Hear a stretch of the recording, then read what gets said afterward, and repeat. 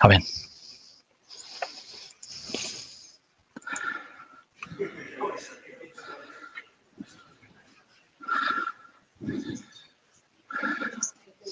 Yeah. Okay. Morning, everyone. Just waiting for the starting flag. So we online, Katie? Yes, we are. Oh, okay. Okay. So sing a song then. I had that a few years back when the computer started doing an automatic update halfway through the presentation, and it was a very, very long update. That was a bit awkward. I did do a song and a dance then. It didn't go down too well.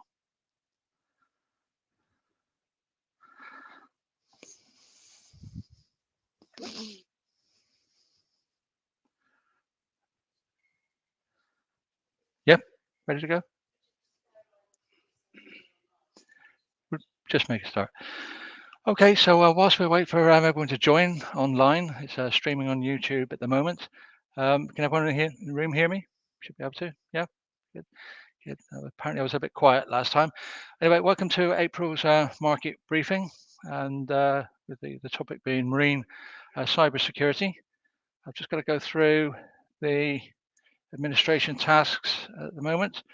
This is the Chartered Insurance Institute. Delegates participating in the accredited market briefing can claim up to 1 CPD point an hour towards the C11 Personal Finance Society and member CPD scheme. So today's panel, Stuart has given the presentation on cybersecurity. He's our operations manager up in Aberdeen, and Charlotte Dodge will be giving the case reports. Charlotte's one of our naval architects, and you know me.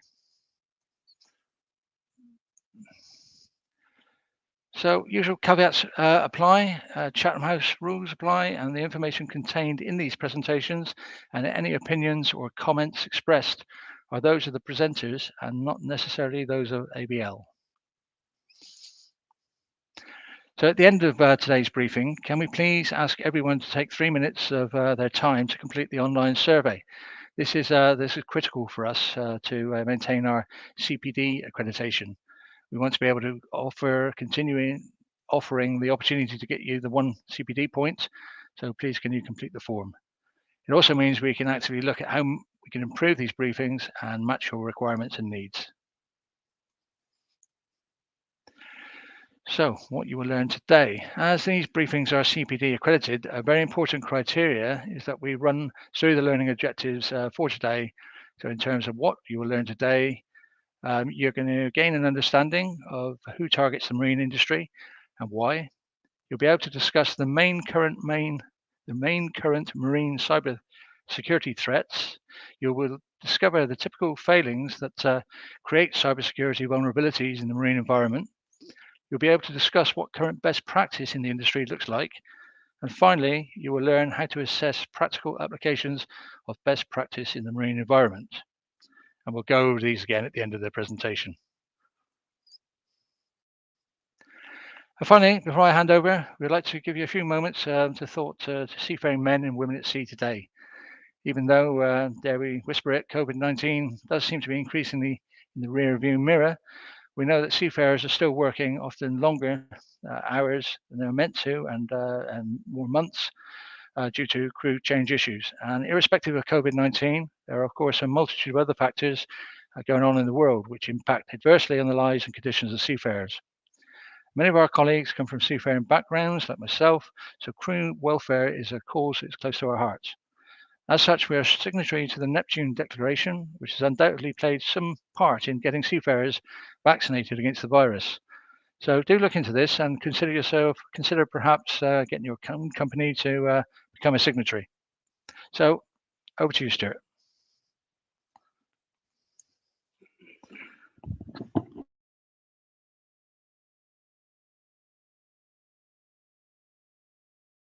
Ladies and gentlemen, everybody hear me okay? Yeah, cool. I don't want that one. So this morning I'm going to talk about maritime cybersecurity. It says on there, but throughout the briefing I'll use maritime and marine interchangeably. I won't go hard into definitions of that. And the primary purpose of the exercise is to discuss marine cybersecurity, and we'll take it from there. So from my point of view, as we've already said, I'm Stuart Gillis. I'm Operations Manager for ABL London, but based in Aberdeen. My background is I'm former an RAF Tornado pilot, did test and evaluation of control systems and did electronic warfare, and I was an electronic warfare instructor with the Air Force. 10 years ago, left the Air Force and worked in the oil and gas industry, started in the oil and gas industry. Did some training with Kongsberg Marine, who produce a lot of the vessel management systems and dynamic positioning systems for offshore applications. And I've had 10 years experience conducting control systems and marine inspections on board various vessels and oil rigs and offshore vessels. So to that end, I was involved in, well, pretty much cybersecurity has been part of all the control system inspections that I've undertaken. However, it's got a little bit more detailed in recent years, and I've been involved in 20 or more specific cybersecurity audits, looking primarily at the control system aspects and the navigational aspects of how the systems are employed on vessels. And that's what we're going to talk about this morning. So, as Paul's already stated, these are the objectives that we're going to run through. I don't intend to repeat it because we've got quite a lot to cover in 30 minutes. It says on that slide there that we're going to take questions at the end. I'm quite happy to take questions at any time if there's something that pops into your mind as we're going through it, and it makes it more interactive for you, makes it easier for me to answer the questions you're likely to have, and saves a dog and pony show at the end, so we can crack on with that. So, what is marine or maritime cyber risk? According to that, looking at the red sections there, it's a measure of the extent to which the operational or safety or security features of a vessel can be attacked, and as a consequence of the information systems being corrupted, lost, or compromised. So, to that end, what I intend to talk about this morning are the systems on board the vessel and also the control system aspects. I don't intend to go into the IT system aspects of the cybersecurity for that. So what is a cyber attack? A cyber attack is actually an intentional act which is intended to damage or destroy vessel or cargo, and or damage the company's reputation, and the access is compromised and used in a malicious way. Thirdly, it's done through an offensive action, and it affects the technological networks, IT and OT systems on board the vessel. So that is effectively what defines a cyber attack. Cybersecurity, however, takes into account cyber attacks, but it also takes into account unintended errors, and these are quite commonly things that will affect the systems on board the vessel. So cybersecurity takes into account both cyber attacks and also inadvertent acts, which will affect the vessel itself, and it can affect the systems on board the vessel, which we'll talk about in a little bit more detail. Also, the operational technologies and the information technology systems. So I'll talk about what an operational technology system is a little bit later in the presentation. So, as we discussed, systems generally mean the systems which are involved in the marine environment. Those would be things like global navigation systems and automatic identification systems. Other things like radar communications networks also fall under that sort of general heading. Operational technologies would tend to be the control systems on board the vessel, both for the marine applications, so I'm talking about engines, thrusters, autopilots, and also the industrial mission, depending on what that vessel is intended to do. So looking at things like drilling control systems on a drilling vessel, or things like cranes, heavy lift cranes on a heavy lift vessel, or tankers or whatever it happens to be. So they can affect all of the systems on board the vessel, and it typically takes into account the control systems that are on board the vessel. So looking at who would attack the maritime industry and why, well, in simple terms, it's normally about two things. It's about money and power. So the first type of attack, well, it's not an attack, it's an accidental occurrence, is the first heading there. And actually, the accidental occurrence is how I get into cybersecurity in the first place. And effectively, what happened was it was to do with remote access to a vessel. So for you that don't know, remote access to a vessel is when an onshore party wants to look at the control systems on board the vessel and access those with a view to remediating some sort of problem that's been experienced on board, so fixing an issue with a control system. And it was found that on a blowout preventer, and for those of you that have perhaps watched a Deepwater Horizon video or whatever, you'll have seen that blowout preventer sits on the seabed, and it's a major control system which would shut off the gases and oil coming from a well and protect the vessel in the event of a problem with the well control.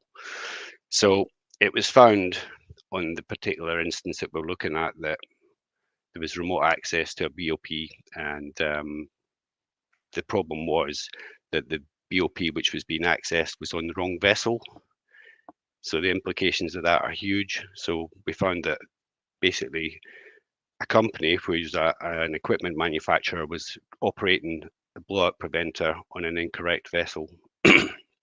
And therefore, for the company that wanted to look at that, that was going to be a major problem. So they wanted me to look at remote access and remote diagnostics and how these things are configured and how they're actually controlled and mitigated. And what we found was that the equipment manufacturer had control to access the vessel, but the vessel didn't have any prior knowledge that they were actually doing it.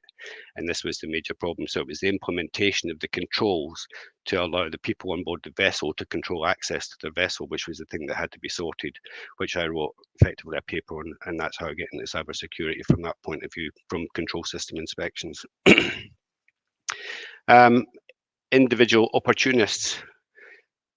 There's various reasons for individuals to want to attack vessels, from basic curiosity to finding out what they can do and exploring it, and whatever motivates the individual, whether that be financial or just to see what they can achieve. There are organized crime groups, and they're primarily financially motivated, and these are probably the biggest actors in the scene, and they're all financially motivated. They're monetizing the operations, they're selling extracted data, extorting the victims, and they also use it to conceal other activities that they have ongoing, which they're trying to cover up. So state-sponsored, obviously with what's happening in Ukraine at the moment, state-sponsored activities are a major issue. And in fact, a lot of the cyber attacks which have occurred in recent years have actually been offshoots from state-sponsored developments of cyber weapons. So for example, back when the Americans allegedly had a go at the Iranian nuclear production facility in Iran, that was done through a cyber attack, and lots of control system attacks which have occurred since then are based on some of the software which was developed by state sponsors at the time. And that's been common throughout. So for example, state sponsored cyber weapons can be developed by criminals to then subsequently produce smaller packets of software that can be used in cyber attacks. So why do the states do them? Typically, they want to target critical infrastructure. There's been quite a few examples of people using remote control diagnostics, for example, to control power grids in Russia and places like that. There's been indiscriminate ransomware attacks on critical infrastructure. And the major ransomware attack, which occurred on a major shipping company, thanks very much, was basically a byproduct of a ransomware attack, which was put out. NotPetya actually affected Maersk shipping industry with potentially about $31 million worth of damage. Sorry, $300 million worth of damage. So it's a significant amount. Excuse me. So commercial gain, yeah, that's a major reason for doing it. And we also saw state-sponsored attacks which affected legitimate vessels being taken into waters and then being apprehended by countries that decided that they wanted to apprehend them. And also that was used in the control of strategic choke points. So why is the marine industry targeted? Well, for various reasons. There's potential for high return on successful attack. There's political capital if it's a state-sponsored attack. Financial ransom, capture of assets, acquisition of sensitive data, and disruption of operations. So there are many reasons why you would want to do it. In terms of the costs, and this is taken from CyberAll, which is kind of information online, ransoms paid by the victim to the attacker have the average cost of 3.1 million. And for 1 in 12 ship operators, the average annual cost of cyber attacks was estimated at 1.8 million.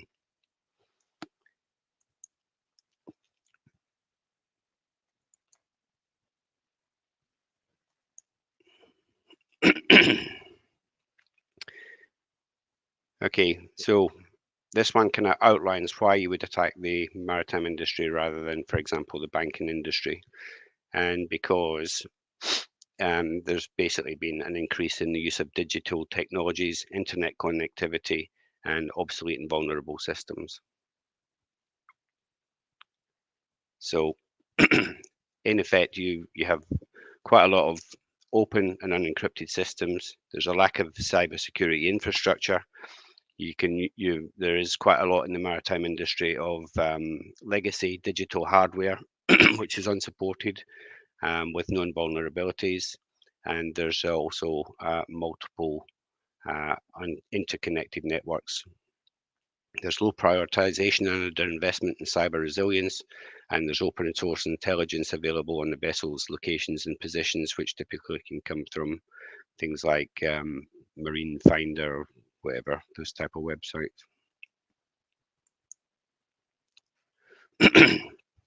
So perceived lack of cybersecurity culture in the marine industry compared to other industry sectors, and that manifests itself in terms of lower cybersecurity hygiene and awareness, lack of training, lack of investment in hardware, lack of investment in software and cybersecurity resilience measures. I'll talk about those in detail in a second. Recent history of cyber attacks, taking it from 2016, GPS jamming attacks in South Korea, up to 280 vessels affected. And that in itself, you could say that's a high number, but it depends on the reason why there were 280 vessels affected. It could be that it's a very powerful jammer and that it affects a large area and it's just one attack, or it could be several smaller attacks affecting a large number of vessels. Cyber attacks against navigation system of a US Navy ship, which involved collision with a boat in 2017.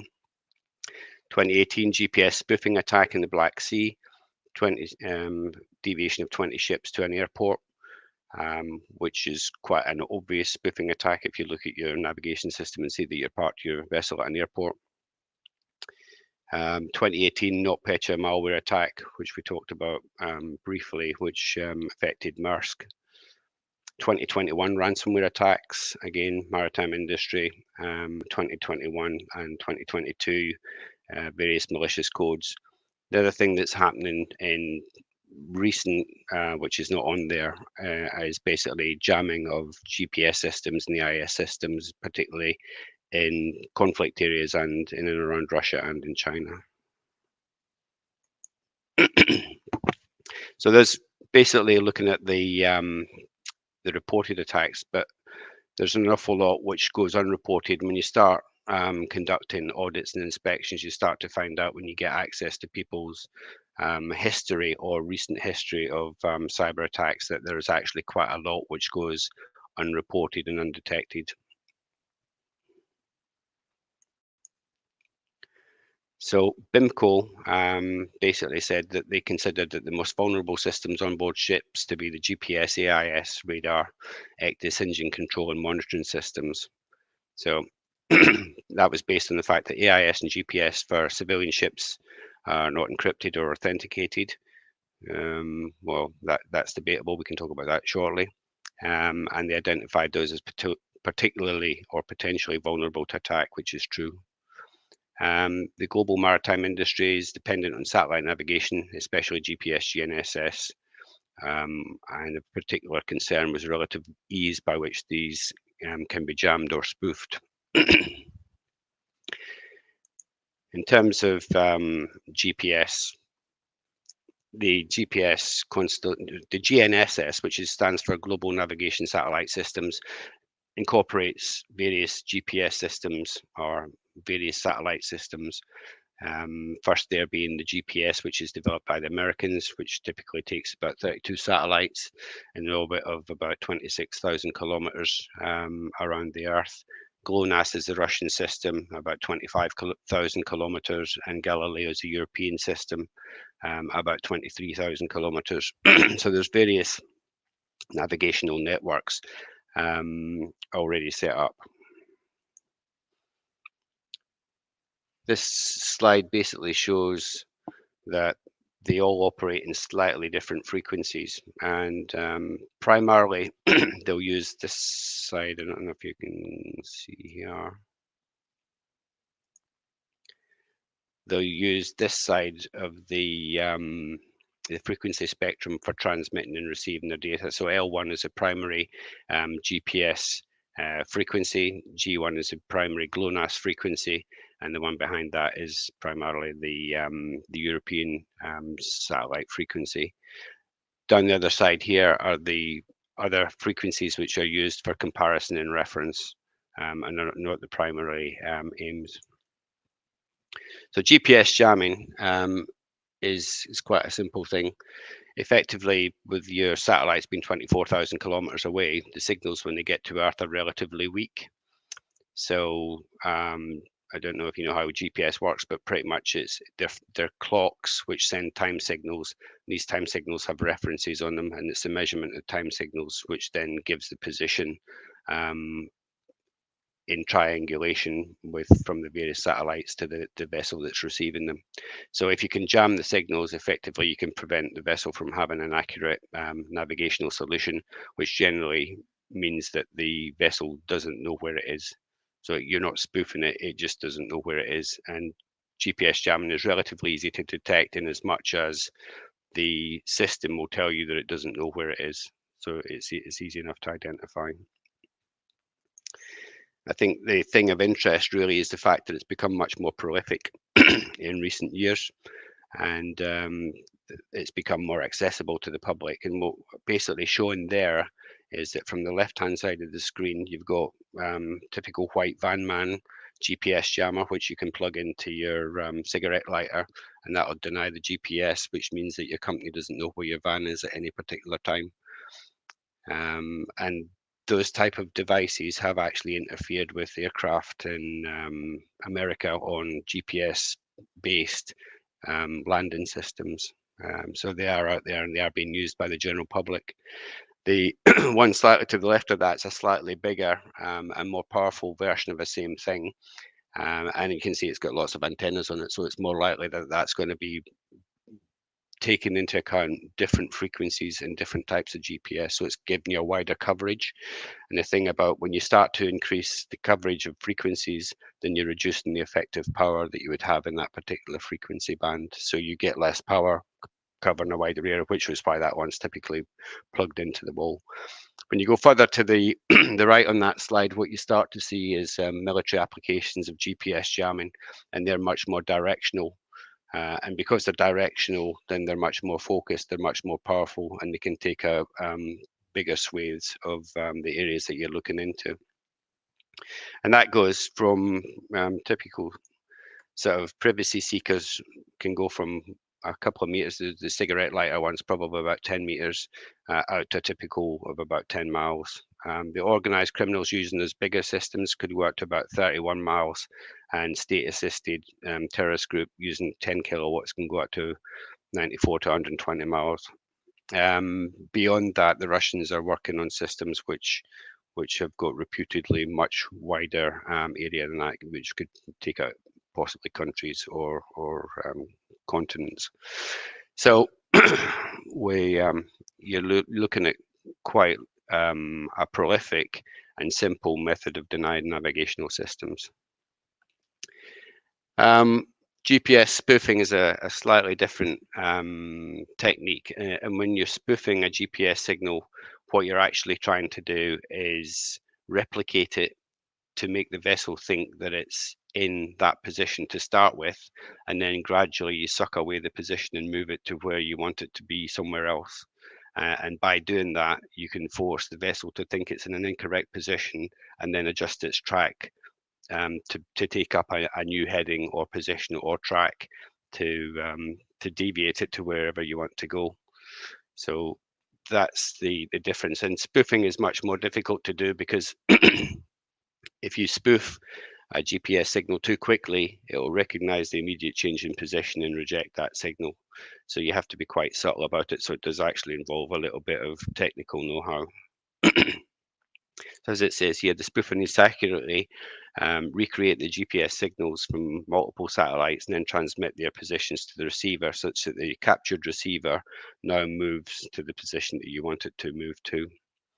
And if the targeted GPS receiver is unable to tell the difference, then it'll accept the spoofing signal. The development of this has basically gone from 2011 when it made the news that Iran had captured a US drone, and it's been progressing from there ever since. There's quite a well-documented event around about 2015 where they looked at how you could spoof the GPS signal on a yacht and managed to get the yacht to change course, and that has basically opened the door to multiple spoofing.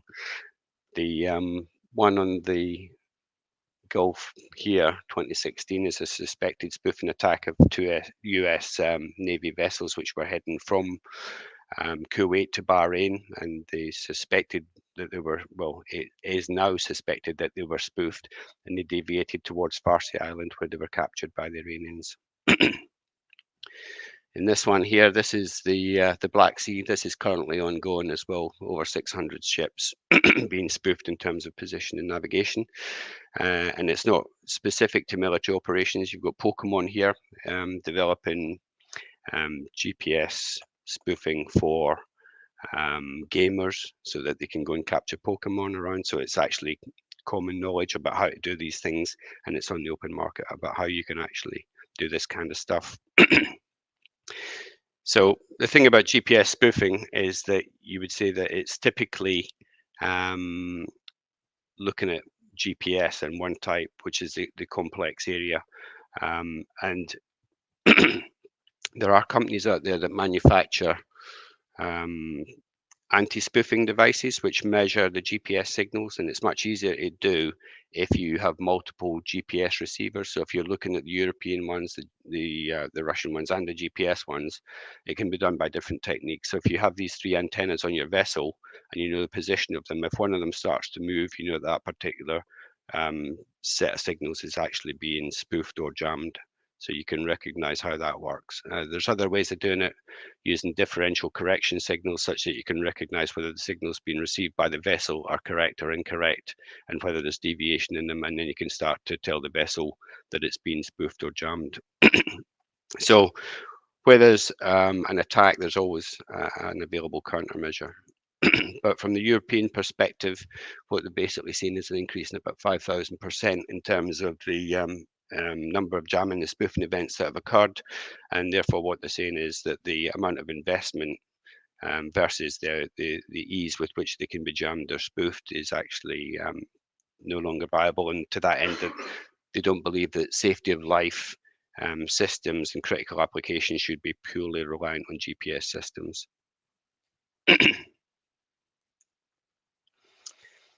So AIS is Automated Information System, and basically the Automated Information System takes a vessel's information and transmits it to other vessels to let them know where they are, where they're traveling to, what they're carrying, and various other information.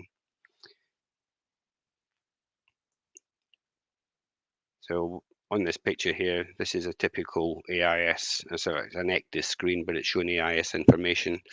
And the little sort of white triangles here with vectors on them are showing you vessels transiting through various locations on the screen.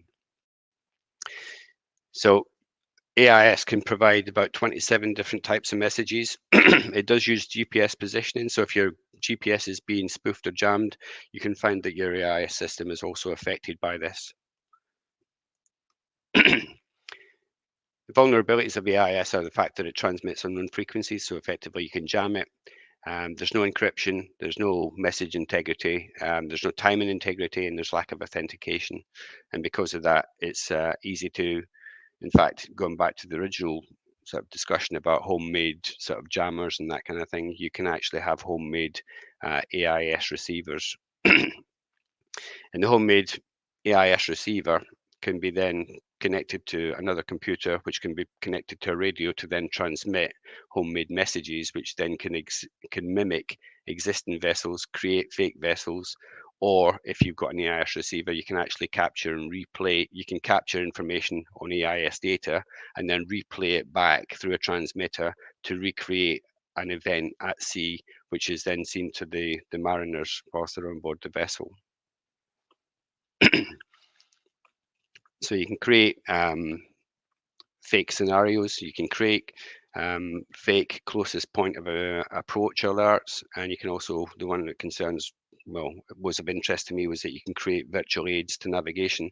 And the reason that the slide's there is the fact that it shows you that for a real aid to navigation, you've got something in the water you can actually see. There's a buoy which got lights on it and all that sort of thing. Whereas if you have a virtual aid to navigation, there's actually nothing there that you can visually reference it against. So whilst you can see something on your AIS or your display screen, there is nothing visually to confirm it with. You can fake man in the water alerts, which under SOLAS is a requirement that you have to basically divert to rescue that person. Therefore, if you're a pirate, for example, and you want to bring somebody closer to shore, that may be a way of doing it. You can issue false weather forecasts and hopefully change people's track.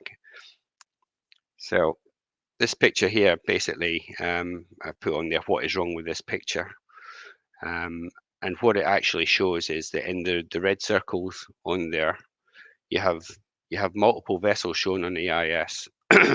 But what you're not seeing is the bits in yellow, which are here, and these are radar skin paints. So a radar skin paint is when the vessel's radar picks up the vessel which you're looking at. So if you see that there's basically vessels there, but they have no radar skin paints, it either means that they're stealth vessels, they're very small vessels, or they're fake vessels. So you have to then at some point decide what you're going to do about it. And you can see here, which is where the original ship is, that there's a cluster around it. So does he have to take avoidant action? Well, it depends on the scenario. It depends on what the weather's like on a day. Is it daytime? Is it nighttime? Is it foggy? You could look out the window and say, well, there's nothing there, let's just press. Or the fact is you're unsure of what's going on. But the fact of the matter is it's a confusing situation for the crew to start with. And this is just a typical example of what you can actually see with the AIS spoofing. And the fact that it's relatively easy to do.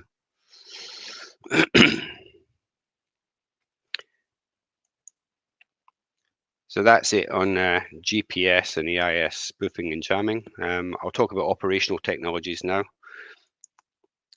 And typically for operational technologies, we're looking at the control systems that I mentioned earlier, and that's typically like engine control systems, navigation systems, and typically these are of no value whatsoever to your average cyber criminal who's interested in extortion.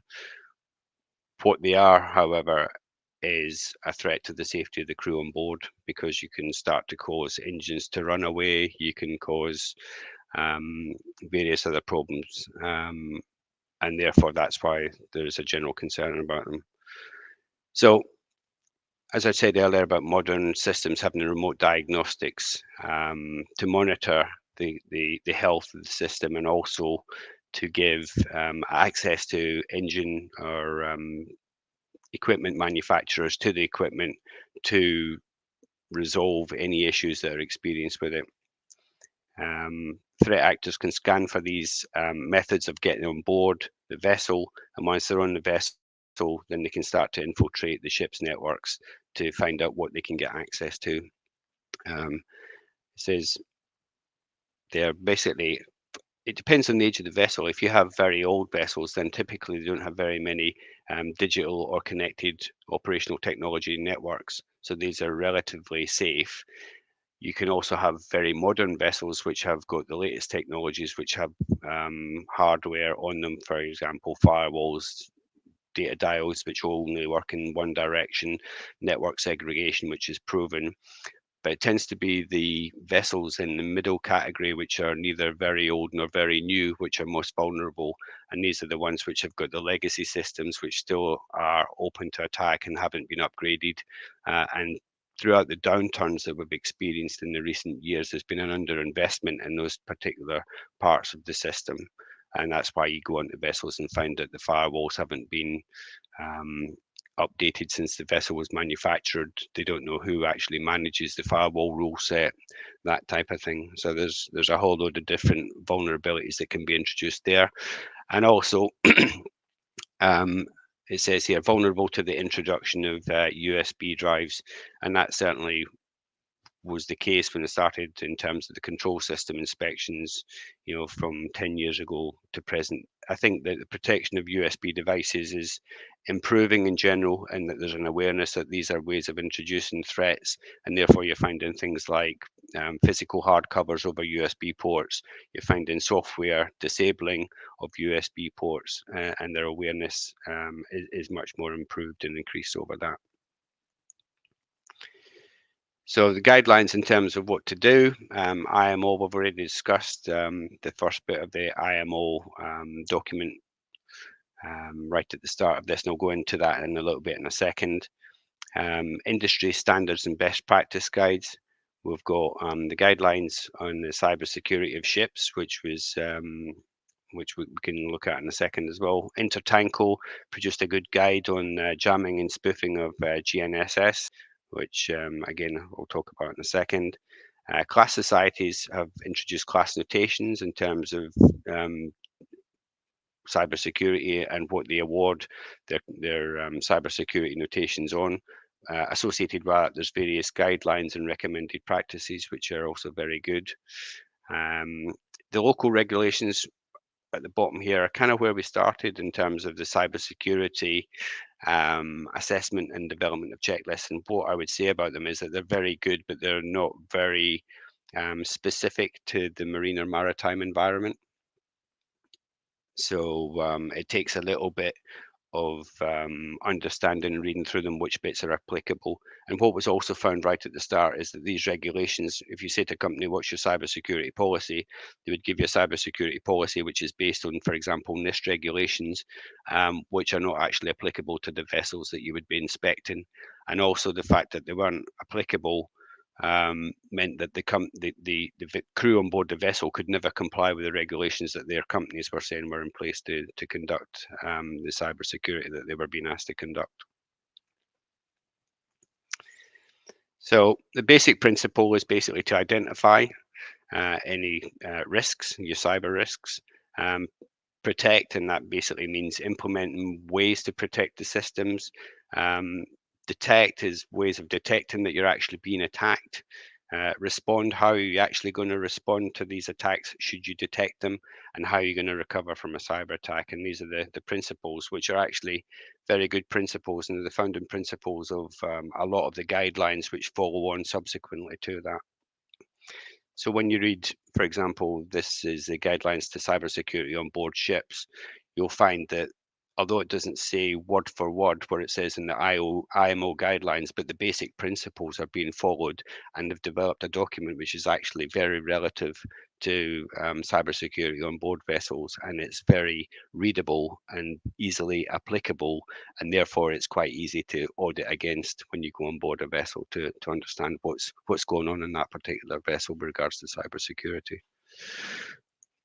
Likewise, the Intertanko guide to jamming and spoofing provides very good practical information to crews on board ships when it comes to, if you see some of the things that were just highlighted on the screen there, like the AIS spoofing, for example, what are you going to do about it? If you recognize that your GPS has been jammed, what are you going to do about it? If you're in, for example, a narrow shipping lane and you have an AIS aid to navigation, which is telling you to turn right, and there's even shallower water there, and you think you're going to run aground, are you going to follow it, or are you going to look out the window and just go for the deeper water? that type of practical guidance is actually what you're looking for, and that's provided within a lot of these documents, which is good. So the main aims of the cybersecurity audits that I've conducted were basically to look at the vessel owner's conformance to the person who was hiring the vessel's cybersecurity guidelines. So basically people who were hiring the vessels wanted to know, do these vessels conform to what I need them to conform to? And that's the kind of rule set that we were assessing them against. We were assessing the vessel owner's cybersecurity management policies and procedures, and looking at their networks, their hardware, their software, and also the cybersecurity training. And those are probably the cornerstones of what you need to look at. I won't go through this in a great deal of detail, but in essence, what we need to do is identify the roles and responsibilities in the people associated with cybersecurity. And quite commonly, it was found that the person responsible didn't really fully understand what his roles and responsibilities were when you asked him. He said, I'm responsible for it. So what do you do if this happens? Well, ask him. And that was as far as it went. So they need to have detailed roles and responsibilities. So if it says ensure your networks are segregated, he doesn't have to ensure they're segregated physically himself, but he needs to make sure that he has taken on a company who can ensure or provide him with the assurance that these networks are segregated, so that you don't get transfer of malicious software between your various networks. Inventories, very commonly you'll find that companies do have inventories of their hardware, their computers, their network, their communication equipment, but they don't classify it in terms of what's critical to vessel operations, what's critical for safety, or make those sort of definitions, which you actually need to understand when you're assessing them with respect to the cybersecurity implications of them. And that also comes into the systems which are underneath there. In terms of the protection, understanding network architecture is important. And what commonly was found is that each equipment manufacturer will know exactly what's on their network. So an engine manufacturer knows exactly what sensors he's got on that network and how it's been fed into the vessel. However, how that information is then transferred to another system, for example, on the bridge, power management system integrated by another company, that is not always necessarily fully understood, and the interplay between the two manufacturing companies and what data has been transferred and the network connections are not fully understood, and that should be taken into account by the person who builds the vessel or who's making the modifications to the vessel. Yep, USB hardening, basically we've talked about quickly, which is effectively looking at the protection of the USBs in terms of software or hardware protections. Remote access I've covered quite quickly in terms of the issues associated with it when we talked about the BOP issue right at the start. Anti-malware is actually quite an important one, because what you find is that the software which is on board vessels is typically put in during the building phase. And then it doesn't get changed until the vessel goes into service, which can be many years thereafter, and there's been lots of software updates thereafter. Training we've talked about briefly, but it's something that needs to keep pace with the cybersecurity features which are on board the vessel. Detection of cyber threats is a real weakness on board vessels, in that most vessels don't have any form of security monitoring, and those that do, quite frequently you find that the maintenance staff on board don't know how to access the information or what that information is actually telling them. In terms of response and recovery, backup procedures, software is always taken and copies and backups are always taken, but the restore procedures are never exercised, so people don't know whether those backups are actually going to work when you put them back into service. Incident management planning, they often have plans but they're never exercised, and therefore you don't really know whether they're going to work or not. Business continuity planning is an area of weakness, and training, you normally find that the technical crew on board will have some form of cybersecurity training. However, the operators of the equipment don't, and they are often the weak link in the system. So, In summary, the more modern the vessel, the more cybersecurity features are installed. As I said, we've witnessed the transition from there being no cybersecurity measures in place to quite a lot of cybersecurity measures in place on modern vessels. Long lead time in vessel build means that you have old software which has vulnerabilities, and you have to protect those vulnerabilities by other means, by hardening the system. And as I said, operator cybersecurity training and awareness doesn't keep pace with the cybersecurity technological advances. So the industry recommendations were the new ship should be built with cybersecure systems in accordance with class recommendations. You need to manage cybersecurity risks and continuously update the guidelines on cybersecurity. Training needs to be updated on a continuous basis, and you need to raise awareness in the industry. And you need to take account of the rapidly changing cyber threat. So that's basically it. I hope it's been of interest to you, and I'll take any questions that you might have. Any questions? Okay, thank you.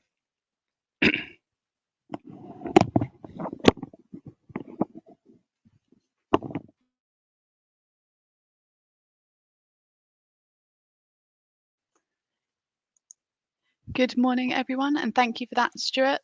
So now we'll move on to the case reports. First of all, what are the ABL case reports? So the purpose of this section of the briefing is simply to keep you updated on some of the recent higher cost incidents that ABL have been involved in, and in doing so, show you the sorts of incidents and casualties that can happen in shipping and marine operations. These feature largely, but not exclusively, hull and machinery casualties with estimated costs of repair in excess of $250,000, usually excluding salvage costs. They cover only a subset of the total ABL group caseload, typically in the order of 10%. Now, this is an important subset which represents about 25% of the hull and machinery cases by number, and around 65 to 75% of the hull and machinery cases we survey by cost. Estimated costs are often preliminary and subject to further inspections and/or investigations. In presenting these case reports for the last month, it's not about attributing blame. There won't be specifics of cause, as many of the cases are still fresh, so it wouldn't be appropriate to do so, and in many cases, the cause is still under investigation. A copy of this presentation or a previous one is available on request. So as usual, let's start off with some statistics. So here you can see an overview of March of this year. Starting on the left of our bar chart, we can see that the majority of the cases we were instructed on in March were, again, engine room machinery cases. This was followed by a wide variety of other cases, including many structural cases, groundings, and also others. There were also cases of fire explosion, heavy weather, and propeller and rudder damage cases. The 2021 information shows an overview of the cases we surveyed last year, and as you can see, March follows a relatively similar trend, however has a higher proportion of structural cases and currently a slightly lower proportion of engine machinery cases. So looking at the overview of March proportions by number and cost, in terms of cost for March, we can see that the engine and machinery cases again had the highest figures for the month, with another significant proportion from grounding cases and also structural. The remainder of the costs were made up of relatively smaller proportions of collision elisions and other categories. The average cost for the month is just under $1.5 million, which is very similar to last month's average cost. The typical annual background expected figure is about $1 million per high cost casualty when extremes of over $50 million are excluded. So in terms of the overview of 2022 to date, this shows that the engine room machinery cases remain to be the most common cases that we work on. And this also shows in 2022, there continue to be healthy instructions on a variety of work with groundings, fire and explosions, collision elisions, and other cases adding relatively more to the total. And this also currently follows a relatively similar trend to 2021. But as I mentioned previously, there is a higher proportion of structural and grounding cases. In terms of the overview by number and cost, this graph, which looks at the total cost for the year so far, shows that the engine and machinery cases still make up the greatest proportion of the costs encountered, with groundings and collisions also making up significant proportions. The overall average cost for the year for our high cost cases currently sits at just over 1.4 million, but as it's only March, we're sure this will change over the coming months. So let's move on to look at some cases in a bit more detail. First up this month, we have this tugboat of 2 years of age, which is reported to have had a fire break out in the cabin area below the capstan during hot work being carried out on the bow capstan. You can see the vessel here in the photo. The fire spread through the accommodation below and over the main deck, but was brought under control by firefighters around 3 hours after it initially broke out. The tug was inspected at the shipyard in the US and the following damage was noted. The plating and coating on the foredeck were found to have heat damage in the area where the fire originated. The condition of the capstan's electric motor is yet to be determined, but there's a risk it's being damaged due to the high temperature. In terms of the accommodation below the deck, the portside crew cabin was destroyed, but steel bulkheads and plates were not noted not to be distorted. Images here depict this damage. All interior walls, finished panels, lining, insulation, doors, cabinets, bunk beds, etc. were totally destroyed. All electrical wires, heater tank and capstan control panel were noted to be burned, smoked and have sustained water damage.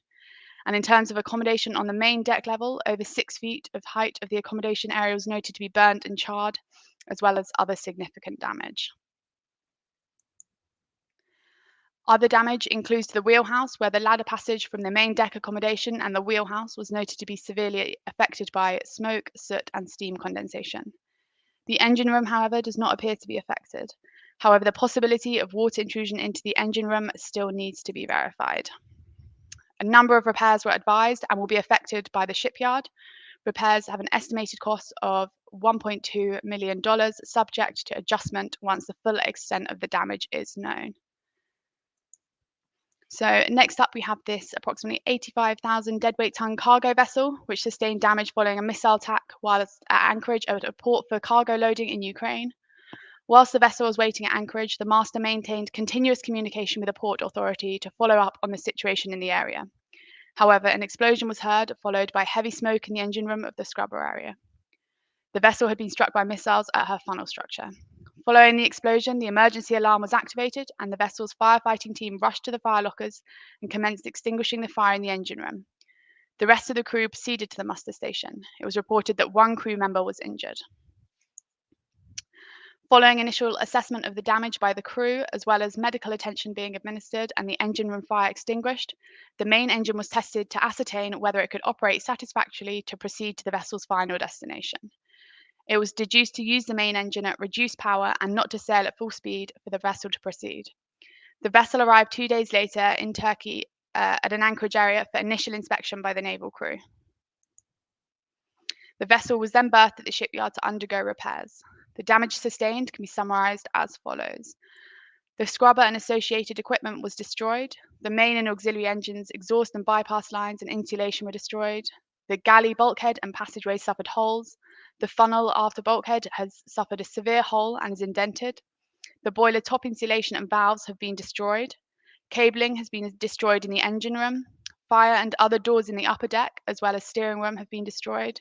The lifeboat davit has been impacted by the explosion, and there are several other areas of damage sustained. Pictures here depict some of the damage that has been incurred. The photos here depict where the aft bulkhead was hit by a missile. To undertake the necessary repairs, approximately $3 million has been estimated as the cost of the permanent repairs, subject to adjustment once the full extent of damage is ascertained. Next up, we have a case of engine room machinery damage to a ferry of 47,000 gross tons and just over 10 years of age. It was reported that during the dry dock inspection of the vessel for its annual survey, the port stern tube P bracket was found fractured and detached from the vessel at the location where it passes through the hull shell plate. The starboard stern tube P bracket was found with cracks in the welds in the same areas. The image here depicts the forward part of the port P bracket fracture. The nature of the repairs to be undertaken are currently under discussion with class. It is possible that weld repair of the P bracket replacement will take place on both the port and starboard sides. In terms of the status of repairs, the port rudder and shaft have been removed for inspection of stern tube bearings and the straightness of the shaft. Cost of repair is estimated at just over $3 million and is estimated to take approximately 60 days. Last up for this month, we have this just over 1,000 deadweight ton firefighting vessel, which sustained damage to its portside main engine unit observed whilst docked alongside at a port in Taiwan. So during preparation at portside, it was observed that the main engine magnetic pickup was damaged. The crew stopped the main engine, replaced the damaged magnetic pickup, and after replacement, they carried out preparation to restart the portside main engine. Whilst trying to restart the portside main engine, they found this was not possible. In trying to rotate it manually, this was observed to be very difficult, and during their attempt, the special tool for rotating the main engine manually broke. Subsequently to this, the owner was made aware of the situation and an inspection was carried out. Damages confirmed were as follows. Damage to portside main engine unit number 5, the connecting rod and bearing to number 5 crankpin journal. The journals for the portside main engine numbers 1 to 8 are still to be checked for similar damages. The estimated cost of repairs are put at $1 million US, which is also subject to adjustment upon determination of the full extent of the damage. The repairs will include renewing of all connecting rod bearings and main bearings, and it's still to be confirmed if unit number 5 journal will be repaired or the main engine crankshaft will be replaced. The repairs have already commenced, and as yet there is no evidence or indication as to the causation behind the damage. So that brings us to the end of the case reports, and I will hand us back to Paul.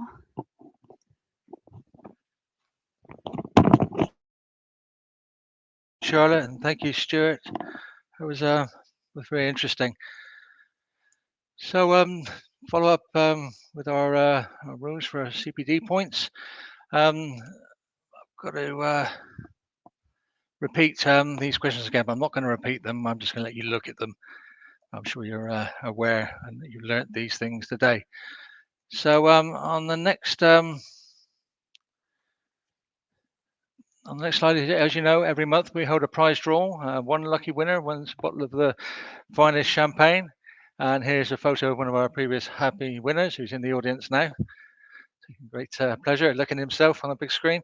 To be the next winner, all you have to do is answer our 2 prize draw questions, which will be sent to you tomorrow in the email follow-up to today's session. Unfortunately, the prize draw is only available to our in-person attendees. So apologies to our virtual attendees, but perhaps we'll see you in person next time.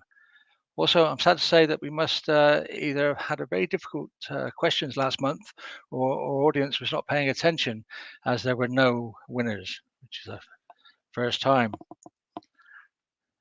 So, and more exciting news, we are hosting another event in May, a panel discussion organised in partnership with the British Ports Association, and to take place at their offices near London Bridge. We will be discussing shore power, the key to unlocking net zero ports. What's sure to be lively and interesting discussion on a very hot topic today. So please join us for that. And of course, this will be followed by a drinks reception. For more details, please ask Katie or ask Steve McCarthy. So our next briefing will take place on Wednesday in May, not the usual Thursday. A Wednesday on the 11th of May from 9:30 to 10:30 here at the Old Library. Watch out on our website and social media for more details to follow on what the discussion will be. There's QR code to the feedback form once again is here for you to scan, and we appreciate it if you could fill that form out. So that's it for this market briefing. Thank you very much for attending, those online and those actually in the building. Thank you very much.